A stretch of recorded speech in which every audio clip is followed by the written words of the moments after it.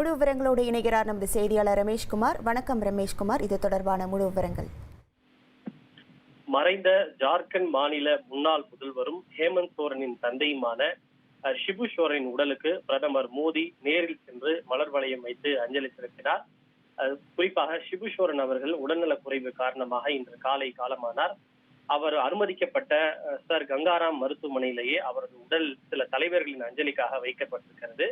ஷிபு சோரன் உடலுக்கு பிரதமர் மோடி நேரில் சென்று மலர் வளையம் வைத்து அஞ்சலி செலுத்தியதோடு அவருடைய மகன் ஹேமந்த் சோரன் மற்றும் ஹேமந்த் சோரனுடைய மனைவி கல்பனா சோரன் மற்றும் குடும்ப உறுப்பினர்களுக்கு தன்னுடைய ஆறுதலையும் தெரிவித்திருக்கிறார். குறிப்பாக ஹேமந்த் சோரனை ஆரத் தழுவி பிரதமர் மோடி தன்னுடைய அந்த இரங்கலை தெரிவித்திருக்கிறார்.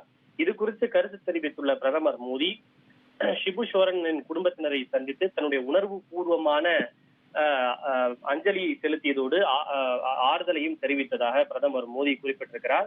குறிப்பாக பழங்குடியின சமூகத்தினரின் முன்னேற்றத்திற்காக தன்னுடைய வாழ்க்கையை முழுவதையும் அர்ப்பணித்தவர் ஷிபு சோரன் எனவும் இதற்காக வாழ்நாள் முழுவதும் பல தலைமுறைக்கும் எப்போதும் அவர் நினைவு கூறப்படுவார் எனவும் பிரதமர் மோடி புகழாரம் தெரிவித்திருக்கிறார். இதனைத் தொடர்ந்து குடியரசுத் தலைவர் திரௌபதி முர்மு, மக்களவை எதிர்க்கட்சித் தலைவர் ராகுல் காந்தி, காங்கிரஸ் தலைவர் மல்லிகார்ஜுன் கார்கே மற்றும் TR பாலு உள்ளிட்ட திமுக எம்பிக்கள் பலரும் மறைந்த ஷிபு சோரனின் உடலுக்கு தொடர்ந்து அஞ்சலி செலுத்திய வண்ணம் இருக்கின்றனர்.